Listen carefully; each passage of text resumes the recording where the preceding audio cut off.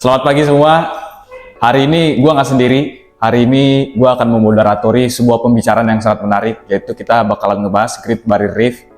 Jadi untuk kesempatan kedepannya berkisar 15 menit, 20 menit, kita bakalan ada 4 narasumber. Ada Raffi, ada Nesta, ada Sheryl, dan ada Indi. Ini narasumber yang sangat menarik. Pembahasan kita juga akan lebih mendalam lagi, apalagi kita sebagai anak hubungan internasional, tentu kita akan mengaitkannya dengan salah satu teori dari hubungan internasional. Pada kesempatan yang ini, tanpa langsung lama-lama, kita langsung ke narasumber. Let's go. Halo semuanya. Di sini sudah ada narasumber-narasumber keren yang tentu nggak bakalan menemani omongan gue secara sendiri untuk kedepannya.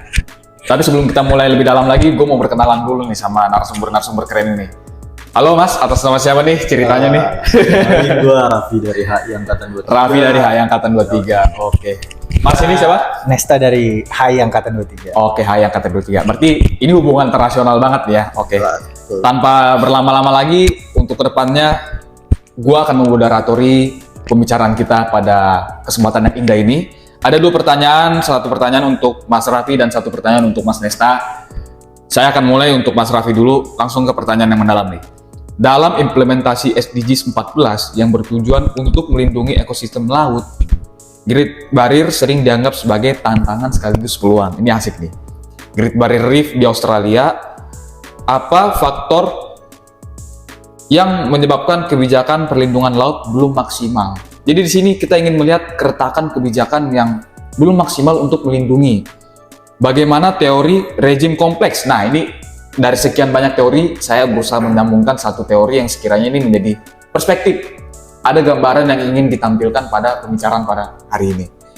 Dapat membantu menjelaskan koordinasi antara aktor-aktor internasional dalam hubungan internasional. Nah, jadi atas pernyataan dan pertanyaan yang sudah saya sampaikan pada Mas Raffi, bagaimana tanggapan Mas Raffi mengenai hal tersebut? Silakan. Sebelumnya terima kasih Mas Gabe atas pertanyaannya. Jadi kalau kita lihat dari kasus Great Barrier Reef, kerusakan Great Barrier Reef di Australia, sebenarnya itu ada beberapa faktor utama yang menyebabkan kebijakan perlindungan laut itu kurang optimal, kurang maksimal ya kan. Yang pertama itu mungkin perubahan iklim. Jadi perubahan iklim di sini tuh memainkan peran penting karena peningkatan suhu laut akibat pemanasan global itu kan menyebabkan fenomena pemutihan karang secara massal. Iya, benar-benar. Ya kan? Nah ini juga menjadi tantangan global nih karena membutuhkan kerjasama lintas negara karena penyebab utamanya itu kan emisi gas rumah kaca. Iya, emisi gas rumah yang kaca. jelas nggak bisa dikerjain oleh satu negara karena hampir setiap negara itu kan menyumbang emisi. Ya, betul sekali. Lalu yang kedua itu ada polusi akibat dari aktivitas manusia.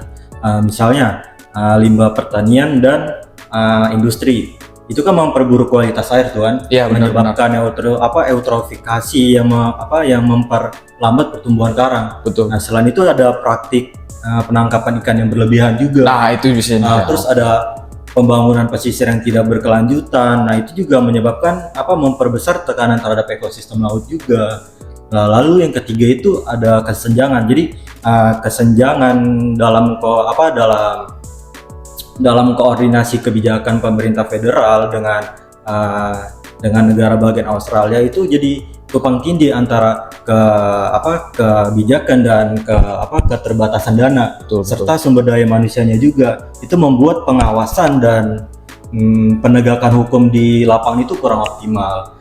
Nah yang keempat itu di tingkat internasional ini. Jadi banyak perjanjian seperti UNCLOS, lalu ada CBD, ya kan? Ya, betul. Mereka itu masih bersifat sukarela gitu. Mereka belum memiliki mekanisme sanksi yang tegas gitu loh. Jadi penggunaan implementasi kebijakan globalnya itu seringkali berkomitmen pada kepentingan politik masing-masing negara. Oke, jadi ada main-main kepentingannya nih ya. Oke, lanjut. Lalu kalau yang mengenai pertanyaan kedua tadi rejim kompleks. Iya, betul. Kompleks. Jadi teori ini nih sebenarnya relevan dalam menjelaskan tantangan koordinasi kebijakan internasional terkait perlindungan ekosistem laut, ya kan? Jadi teori ini tuh menyoroti isu-isu global yang dikelola melalui jaringan institusi institusi dan aturan yang terikat, tapi seringkali ya lagi-lagi terfragmentasi kan. Oke. Jadi kalau kita melihat dari kasus Great Barrier Reef dalam menjaga kebijakan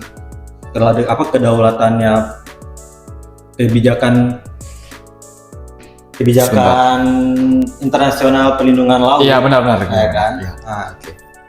Itu melibatkan banyak rezim.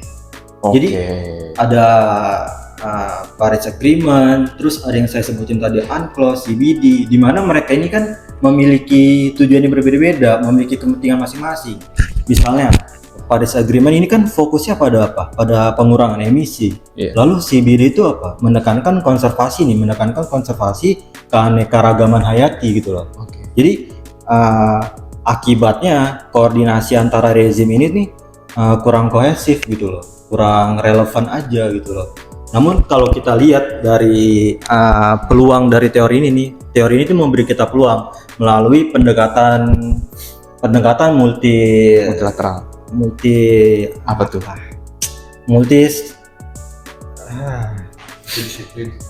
Multidisiplin. Waduh, multidisiplin tuh beda.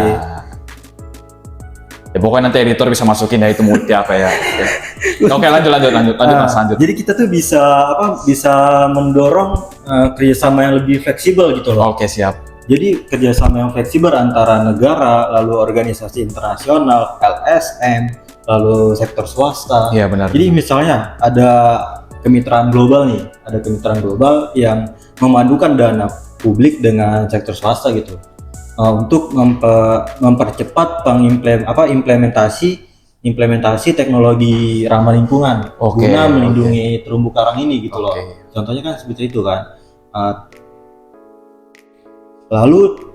Jadi menurut saya dari teori rezim kompleks ini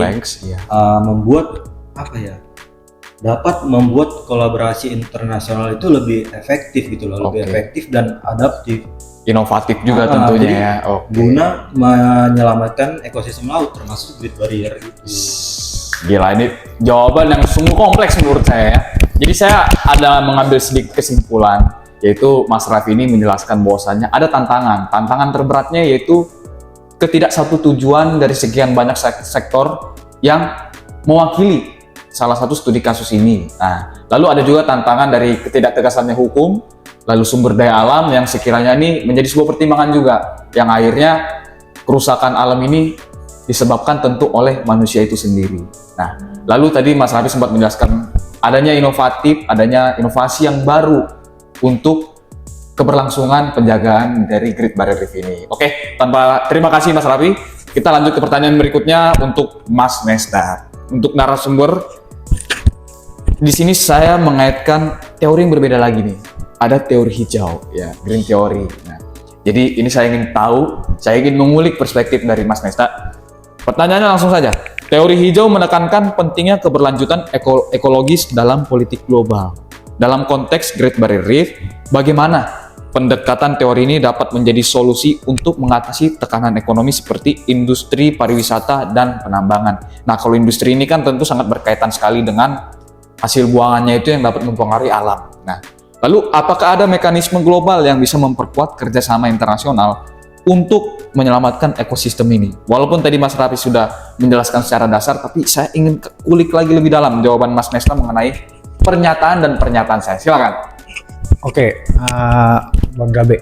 Jadi menurut saya dari pertanyaan Bang Gabe tadi, bahwasannya teori hijau ini kan yang sudah kita tahu ini mempunyai tujuan itu melestarikan namanya lingkungan. Ya, dan Great Barrier Reef ini adalah sebuah terumbu karang dan yang ada di Australia yang sedang ramai-ramainya karena masalahnya, yaitu kerusakan karena banyaknya masalah di Australia yang terjadi, seperti ada overtourism dan juga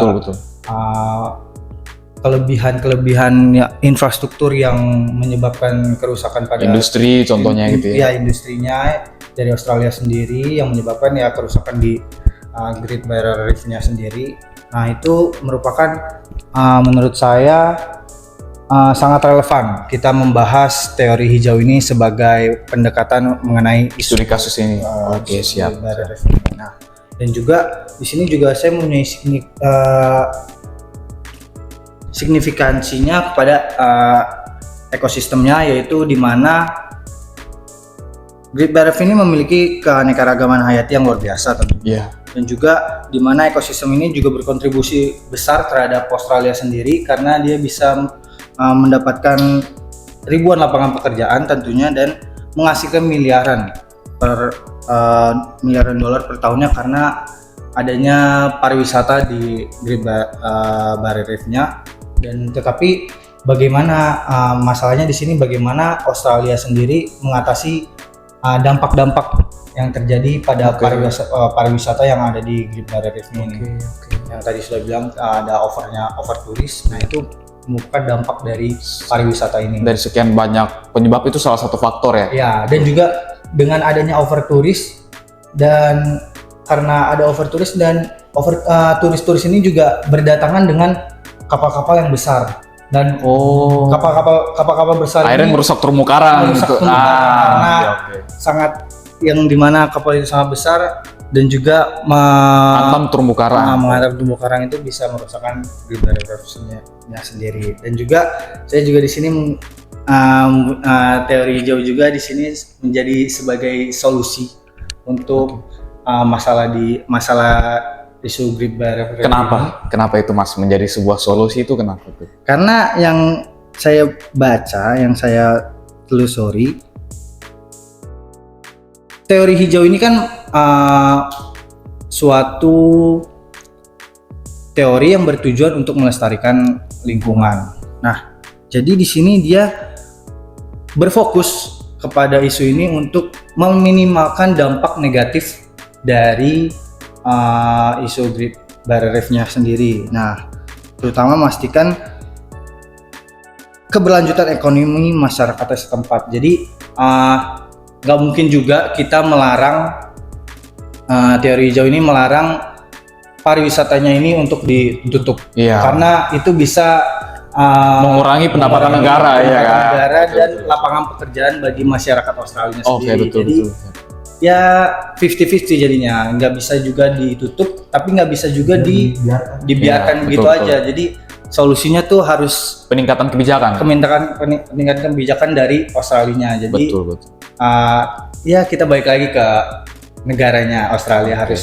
Dia harus dibuat gimana, kebijakannya seperti apa. Nah, jadi selanjutnya itu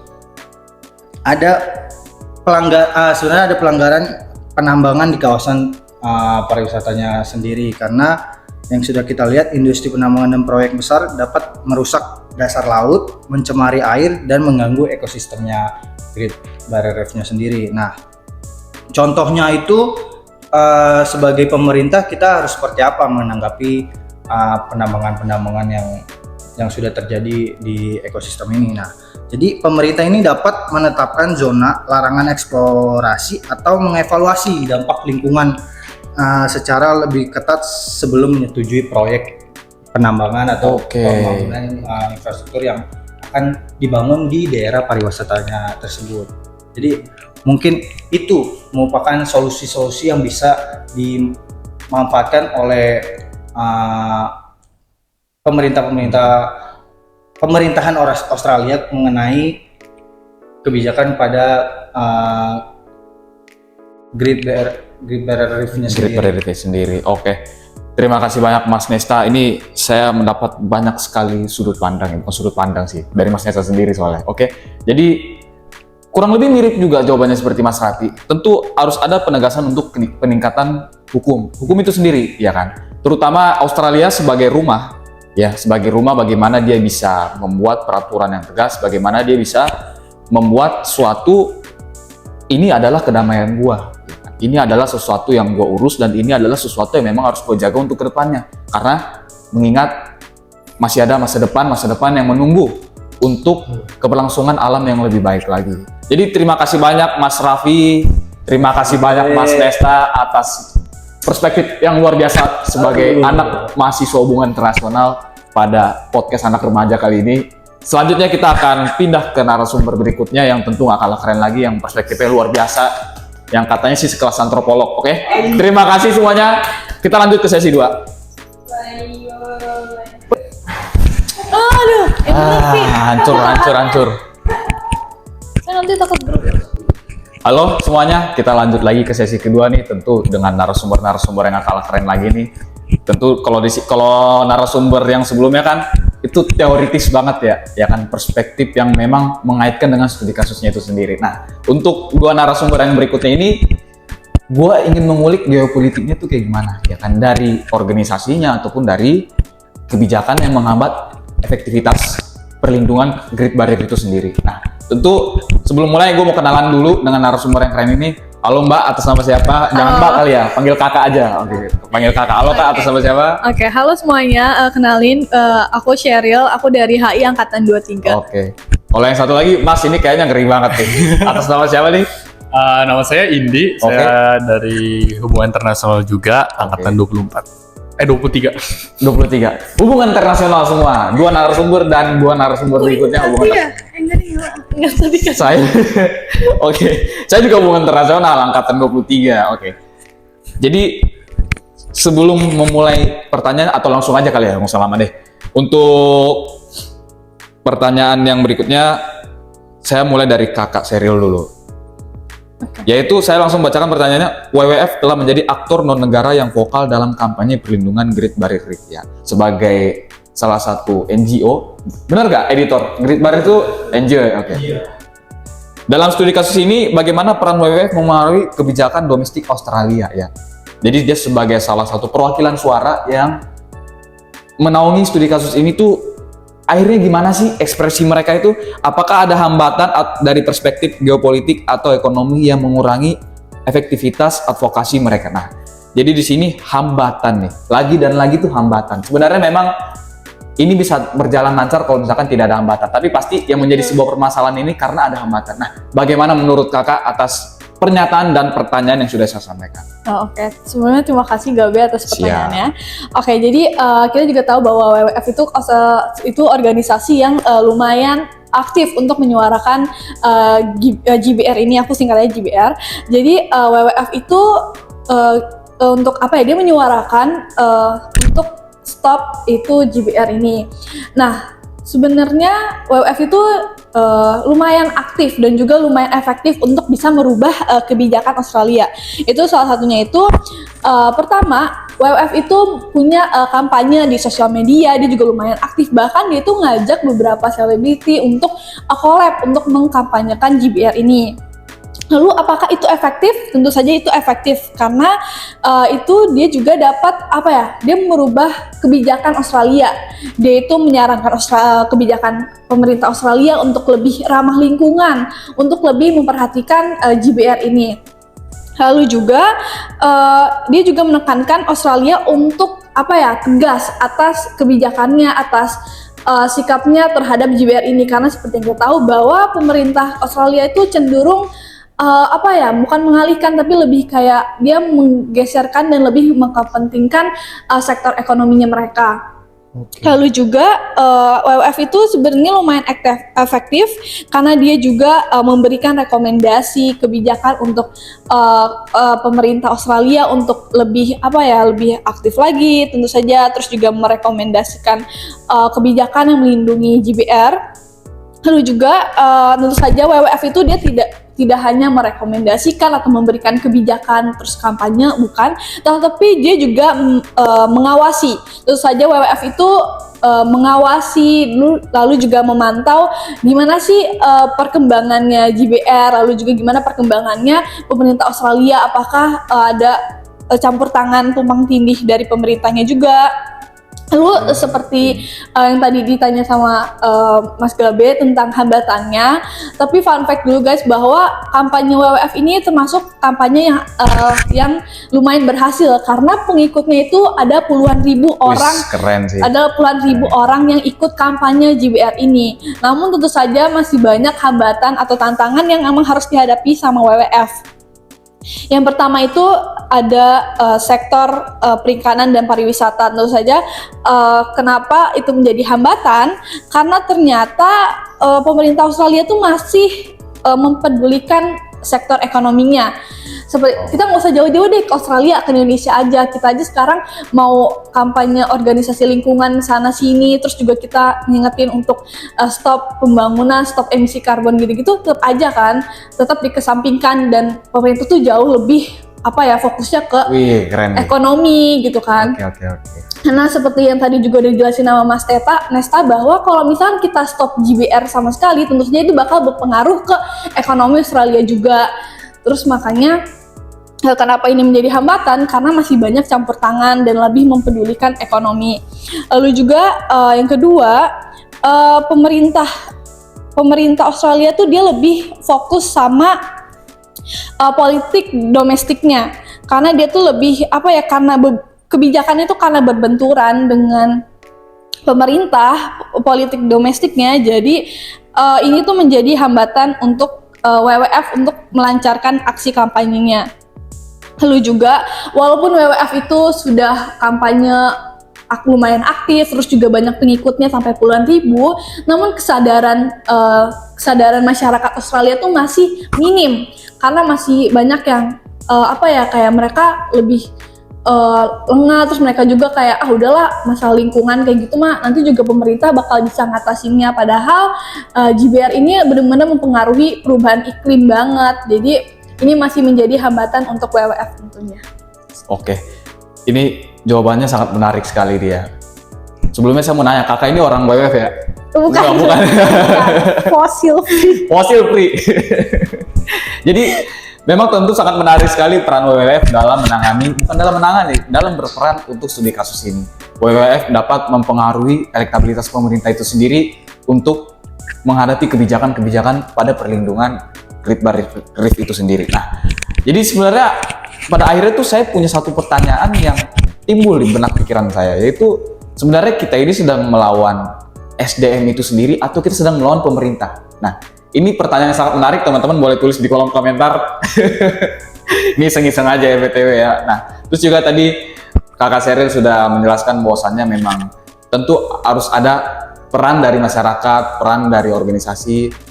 Jadi kita tidak bisa tinggal diam guys. Jadi kesannya sih kayaknya kita ngelawan pemerintah, tapi nggak juga sih. Kita sama-sama menjaga alam kita sendiri untuk keberlangsungan ke depannya. Oke, terima kasih banyak Kak atas jawaban yang sungguh menarik. Kakak ini dari Prifosil ya guys ya, bukan dari WWF. Kita langsung lanjut ke narasumber berikutnya. Halo Mas Indi Kurniawan. Oke. Langsung saja Mas ke pertanyaannya ya. Dalam hubungan internasional, diplomasi lingkungan sering menjadi medan perdebatan antara kepentingan nasional dan tanggung jawab global. Nah, tadi Kakak Sheryl itu udah sempat notice bahwasannya kepentingan ekonomi itu lebih didahulukan daripada kepentingan lingkungan itu sendiri. Apalagi kalau misalkan buat teman-teman semua yang pernah kampanye, pasti kayak emang kita diperhatiin gak sih sebenarnya kampanye ini gitu.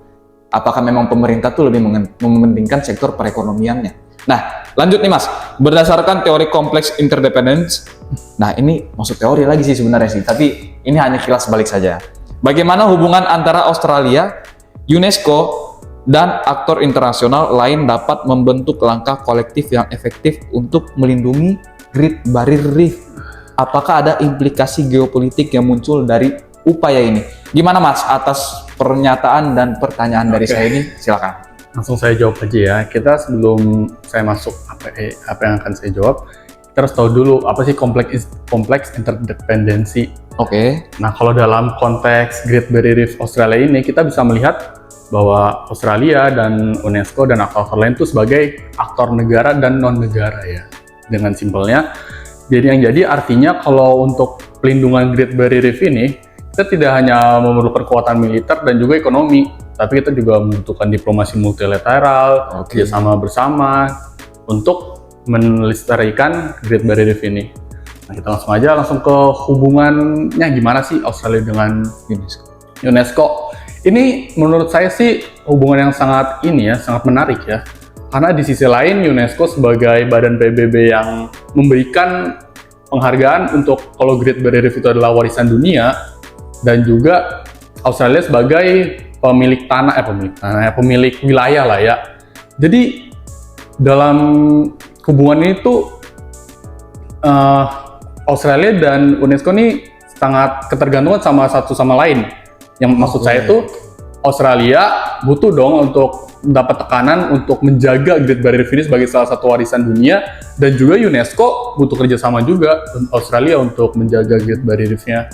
Dan untuk aktor lainnya sih sudah pasti ada ya, seperti disebutkan tadi oleh Kak Sheryl, WWF ya salah satunya. Dan jadi kalau kita ketahui Australia ini kerjasama itu berarti multilateral, jadi bukan unilateral, berarti untuk penjagaannya itu harus kolektif, harus untuk bersama, karena ini untuk kepentingan bersama, yaitu penjagaan Great Barrier Reef.